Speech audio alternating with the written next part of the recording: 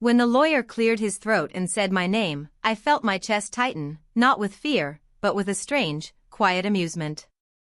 My own father, trying to erase me from his will.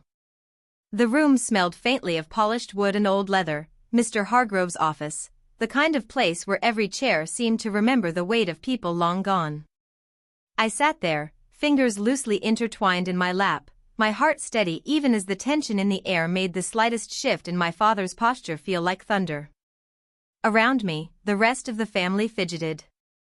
Cousins, aunts, uncles, I could see the unspoken calculations in their eyes, the way they leaned forward ever so slightly, eager for the drama.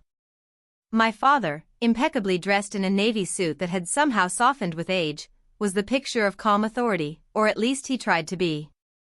His hands rested on the table, the veins prominent, as if he were trying to steady himself against some inner storm. "I've decided to make some changes," he said, voice clipped.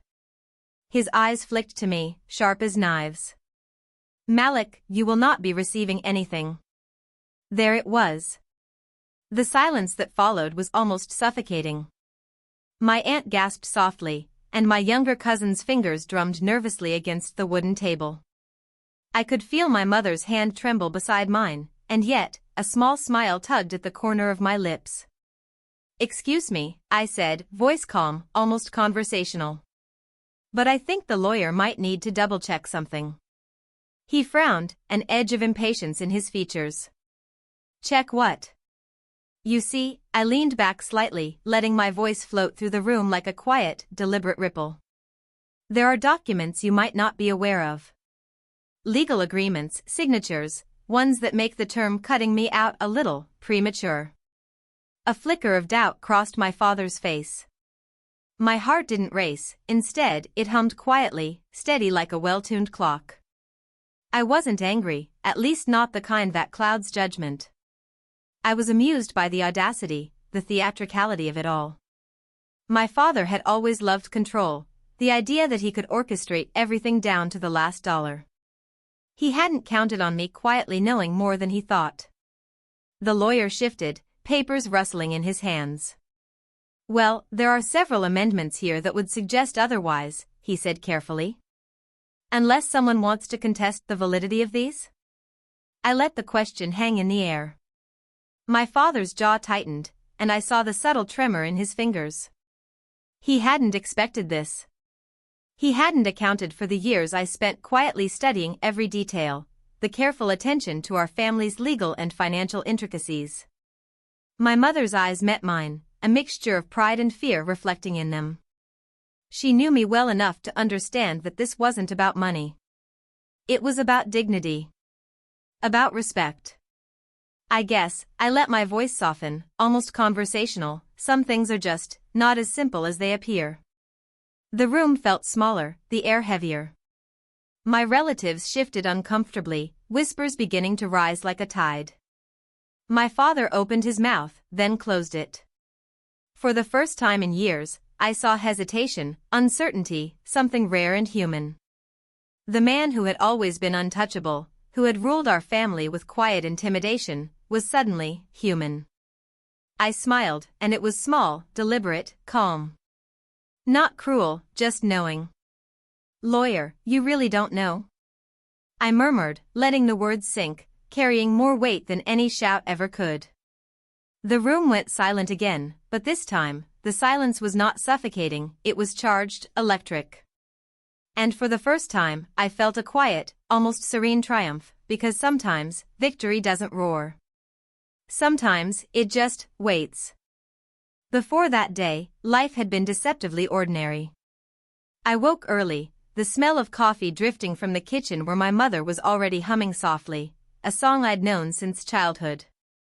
My father's presence was quieter these days, though his shadow loomed, figuratively and literally, through the corridors of our home. He had a way of making even a simple breakfast feel like a meeting of high stakes. Toast was buttered with precision, eggs were turned with military exactness, no detail overlooked. I had learned early on that my father measured people by their attention to detail. My older brother, always the obedient one, thrived under it. Me? I adapted differently. I watched, memorized, and quietly plotted my own path, careful not to challenge him outright. I studied contracts, financial statements, even old property deeds tucked away in dusty drawers. To my father, it probably seemed like harmless curiosity. To me, it was preparation. Mom noticed the shift in me years ago, and sometimes, in the quiet of the kitchen, she'd place a hand over mine. "You're stronger than you know, Malik," she'd whisper. "Don't let anyone underestimate you." And I'd nod, forcing a smile, letting her hope fill the cracks in my heart. My father's approval had always been a prize too costly to demand outright. I had to earn it, or at least appear to. Our weekends were calm, almost idyllic. Sunday morning pancakes, the soft murmur of classical music in the background, my father's brief, approving nod when something went exactly as he imagined.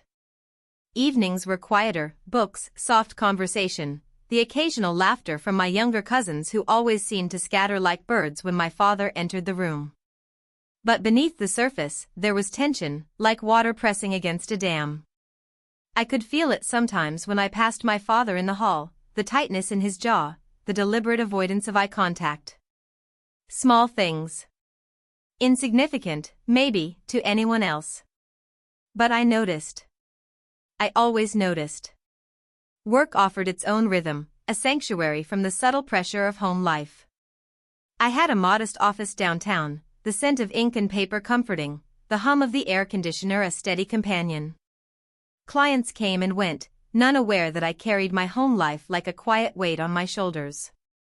My colleagues knew me as methodical, precise, reliable, never flustered. I preferred it that way. Life outside the home had rules, structure. Home, less so. It wasn't that my father was cruel, at least, not in ways the world would recognize. It was subtler, strategic. He believed in shaping people by fear, by control, by the unspoken knowledge that disobedience would come at a cost. And I had learned to navigate that with care. I kept my victories quiet, my mistakes smaller than anyone could see. But I never forgot. Every slight, every unspoken dismissal, every time my voice was minimized. I remembered. I had grown accustomed to the rhythm, the delicate dance of attention and avoidance. My life felt stable, almost comfortably predictable. Until the day of the will reading, when stability shattered like glass in the sunlight. Even the drive to the lawyer's office that morning was strange, my father silent, my mother fidgeting, my brother scrolling absent-mindedly on his phone. I could feel the tension coil in the back of my neck, a physical ache that reminded me of every subtle injustice I had endured. The air in the car was thick with unspoken words. I remember thinking, almost absently, that this might be the moment everything changed. My father had spent a lifetime building a legacy, carefully distributing his wealth according to a plan only he understood. And now, he had drawn the line, seemingly confident I would be the first to cross it. But I wasn't naive. I had spent years preparing for this very moment. Quietly, meticulously, I had built a buffer, a safeguard, ensuring that when the time came, I wouldn't just survive. I would triumph. And that quiet triumph, the kind that doesn't announce itself with fanfare, was what made me smile in the lawyer's office. Not out of malice. Not even anger. But because I knew something my father had forgotten. You can't erase someone who has already learned the rules of the game. It started subtly, almost imperceptibly. A misplaced comment here, a raised eyebrow there. At first, I brushed it off. Maybe my father was just distracted, or maybe the weight of managing the family's affairs was getting to him. But then came the small, unnerving moments that I couldn't ignore. The first clue came during dinner, a week before the will reading. We sat around the long mahogany table, the silverware glinting under the chandelier's soft glow. My father had a way of turning even casual conversation into a test. That night, as my mother passed the salad, I noticed him flinch, just slightly, when it reached me. His eyes darted toward my plate, then back to his wine glass, as if calculating the right way to phrase something, or maybe to hide it. Malik, he said finally, voice calm, almost too calm, you've been spending a lot of time downtown, haven't you? The office, the clients, his gaze lingered a moment too long. It must take a lot out of you. I nodded, smiling politely. It does, occasionally. But I enjoy it. He didn't reply immediately. Instead, he sipped his wine, eyes narrowing slightly. I felt a chill, not the cold kind, but the one that creeps into your chest, the sense that someone is calculating something you don't fully understand. I didn't press, didn't react. I knew him too well. Any sign of confrontation would have only given him the upper hand. Then came the documents. A casual suggestion, he said, as if mentioning nothing at all. Perhaps it's time you familiarize yourself with some of the family papers, the agreements, the old property deeds. Knowledge is power, after all. It should have felt like an olive branch, but I sensed the trap. My father had never suggested I read those papers before. The subtle shift, the timing, the almost smug way he said it, it was a test, a way to see how far I had come. For days, I went over everything he had left accessible, piecing together patterns, noting inconsistencies.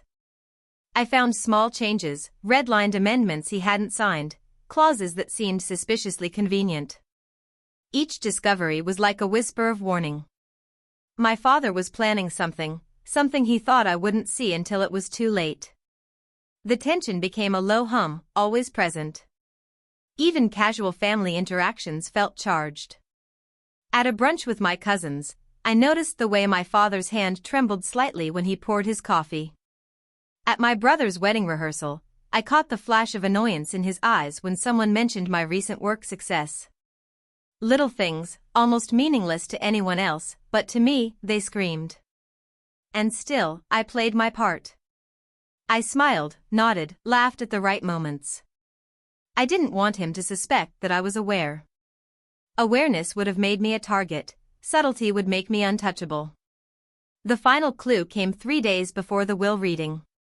I received a letter, handwritten and signed, slipped under my office door. No name, no explanation, just a warning, don't trust the papers. He's planning to cut you out completely. Prepare yourself. It should have unsettled me, should have made my heart race. But instead, I felt a quiet affirmation. I wasn't alone. Someone knew what he was trying to do, and now, I knew too. Every step he had planned, every small deception, had already been anticipated. That night, I sat in my office, the city lights spilling through the blinds, and I made a decision. I would not react with anger. I would not confront him rashly. I would wait, observe, and when the moment came, I would act, not out of vengeance, but out of quiet justice. Because sometimes, the most powerful victories are the ones that are invisible until the very last moment. The day of the will reading arrived with a quiet, almost deceptive calm. The lawyer's office smelled faintly of cedar and paper, a comforting, grounding aroma that I clung to as I took my seat. The sun filtered through the blinds, casting stripes of light across the polished wood, as if the universe itself had decided to frame this moment in stark contrast, light and shadow, truth and deception. My father sat at the head of the table, a figure of composure, or so it seemed.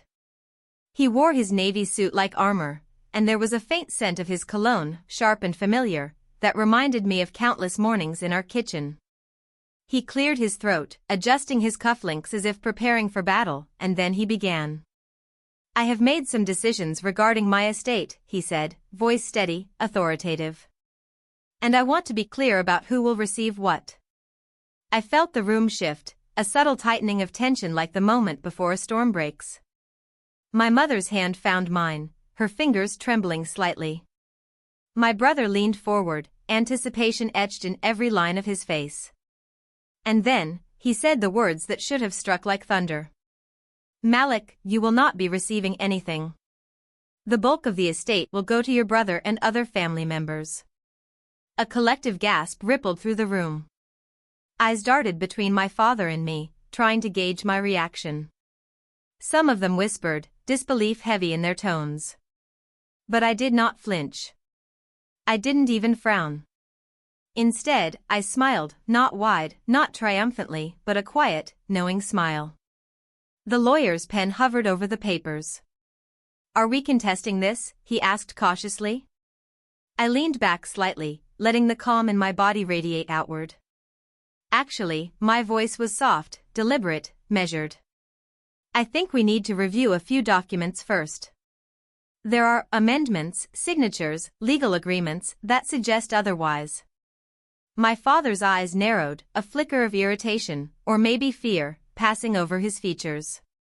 He leaned forward, voice a notch sharper than before. "What are you implying?"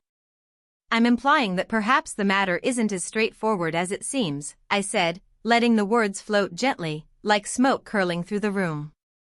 "That the papers you've relied on may not tell the whole story."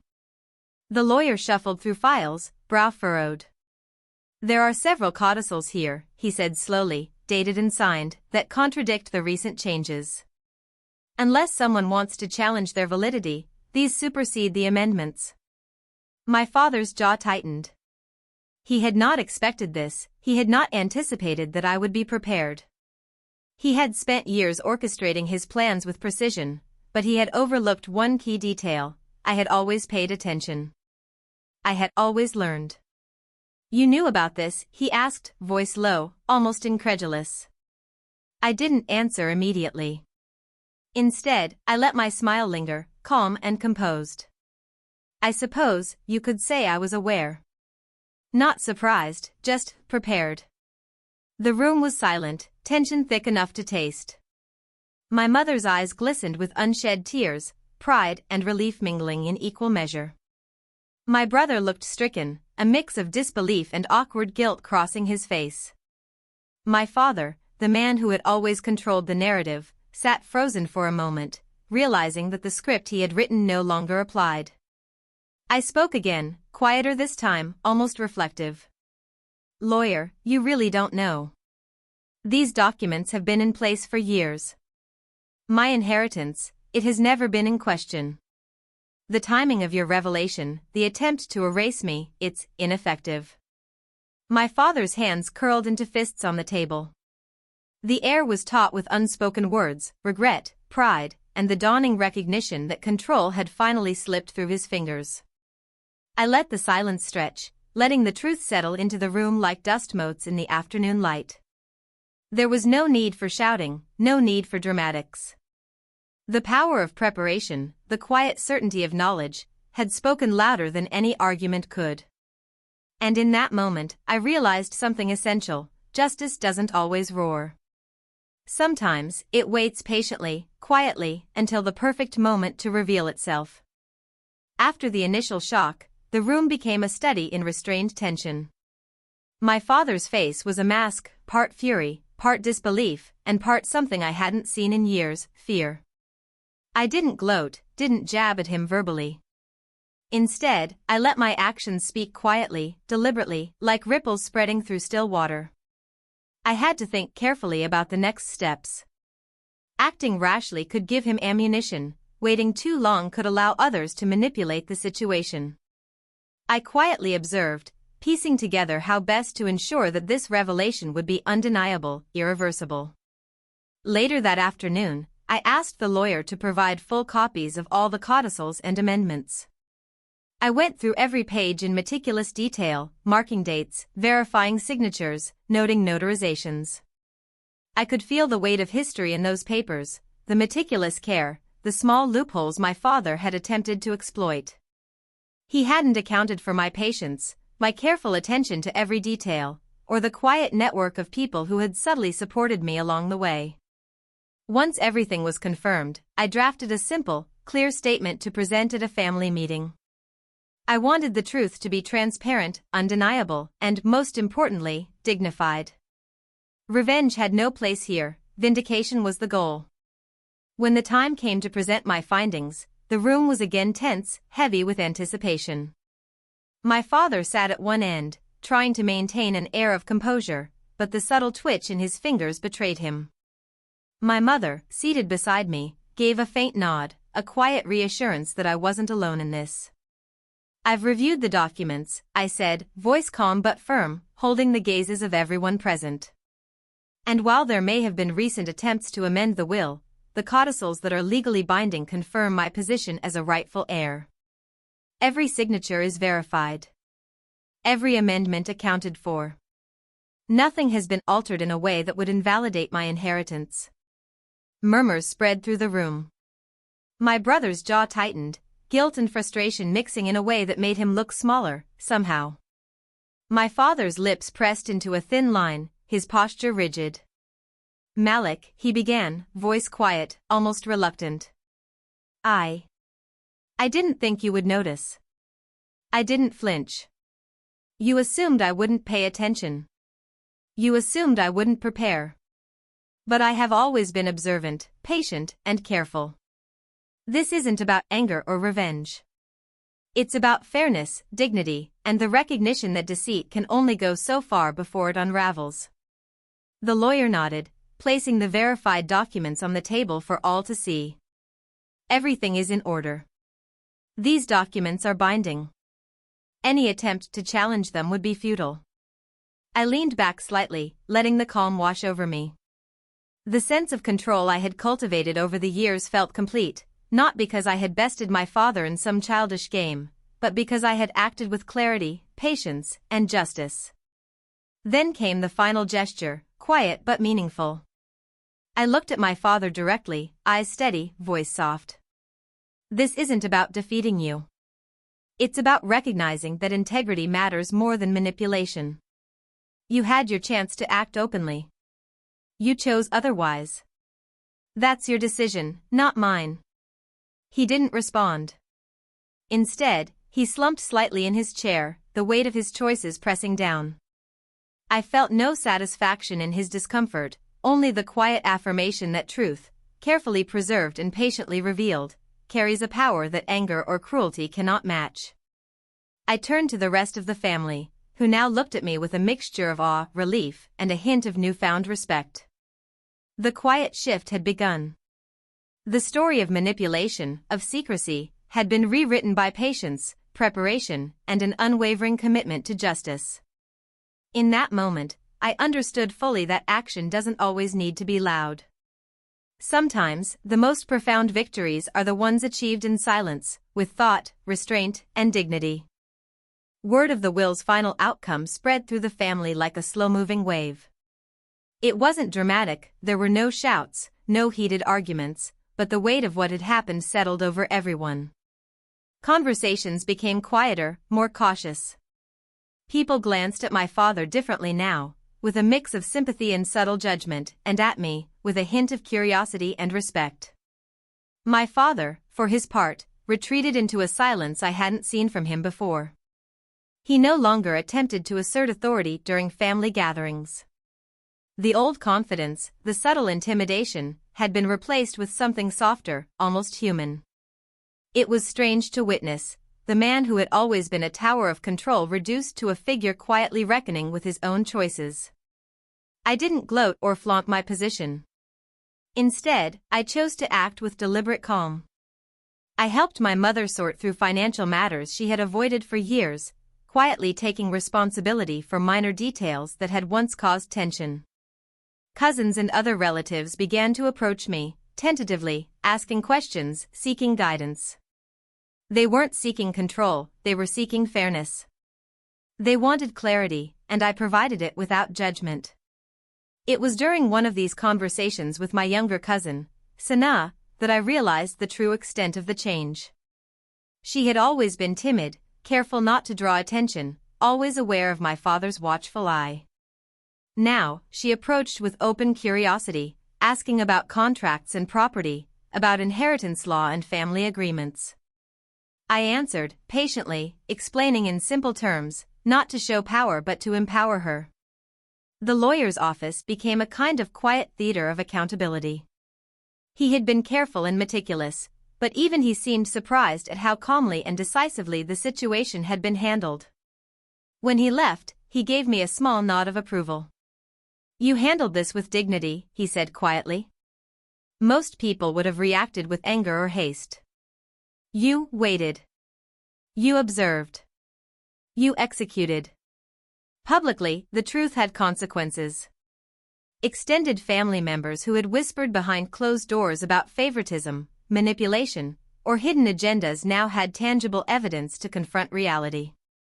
My father faced subtle shifts in reputation, nothing overt, nothing cruel, but enough to remind him that secrecy and manipulation have limits, that truth eventually asserts itself.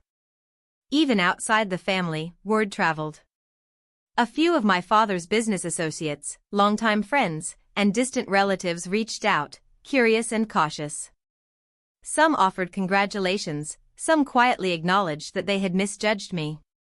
Through all of it, I remained composed, mindful that dignity and quiet strength speak louder than anger or vindictiveness. The most important consequence, though, was internal. My father had to face himself, his choices, his pride, his attempts to control outcomes. And I, in turn, had to reconcile the love I still felt for him with the reality of his actions. It wasn't about revenge, it was about justice, about ensuring fairness without bitterness. Even family gatherings began to change. The tension that had once coiled under every polite smile began to dissipate. Conversations were steadier, laughter less cautious. My father still struggled with the remnants of pride, but he began to engage differently, with humility and careful attention rather than assertion and control. And for me, the lesson was profound. The public consequences were not about humiliation or punishment, they were about the natural unfolding of truth, the way integrity reshapes relationships, even when it is delayed, even when it is hard to see at first. I realized that justice, when executed with patience and clarity, transforms more than circumstances, it transforms people. The truth had been revealed, quietly, firmly, and with dignity. And in that quiet revelation, the family, including my father, had no choice but to reckon with it. After the dust settled, life began to regain a sense of normalcy, but a normalcy richer, deeper, tempered by the lessons we had all learned. My father no longer carried that invisible weight of control so heavily, his presence, once intimidating, had softened into something more human, more reflective. There were moments now, quiet ones, where I caught him in the kitchen, stirring his coffee slowly, letting silence linger instead of filling it with instructions or critiques. I, too, felt a shift. The victory I had achieved was not the kind that sparks celebrations or loud accolades, it was the quiet affirmation of preparation, integrity, and patience. I didn't boast. I didn't flaunt what had transpired. I simply lived with the knowledge that I had acted with dignity and clarity, honoring both myself and the family's legacy. My mother was the first to notice how our interactions had changed. One evening, as we were tidying the living room, she reached for my hand and squeezed it gently. "You handled everything beautifully," she whispered. "I've never been prouder of you." I smiled, feeling a warmth that had nothing to do with the victory over my father, but everything to do with the restoration of balance in our home.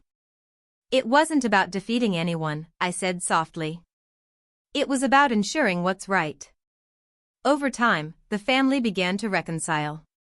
Conversations that had once skirted tension now addressed matters with honesty. My father, though still proud, learned to listen without judgment, to consider perspectives other than his own. I began mentoring my younger cousins in matters of responsibility and awareness, quietly sharing the lessons I had learned about patience, preparation, and subtlety in navigating complicated family dynamics. There were small gestures of healing too. My father would leave the table for a moment only to return with a cup of tea for me, placing it in front of me without a word, a silent acknowledgement of respect. My brother, once envious, began to engage in conversations about fairness and accountability, asking for advice rather than assuming superiority. Even the broader family began to notice the transformation. Relatives who had once whispered doubts about me now sought guidance. They recognized that the strength I exhibited wasn't about power, but about understanding, reflection, and steadfastness. The household grew calmer, less rigid. There was room for laughter again, for shared stories, and for the kind of warmth that had been buried under years of unspoken tension. And I realized that healing was not a dramatic event. It was a slow process, a collection of moments, a kind word, a patient explanation, a respectful gesture. It was understanding that mistakes, mine and others, were part of being human. It was forgiving without erasing boundaries, respecting without condoning manipulation. I found peace in knowing that justice had been served quietly, thoughtfully, and that dignity had guided every action. The lesson was clear: strength isn't loud. Wisdom isn't reactive. True power lies in patience, integrity, and the ability to act without malice.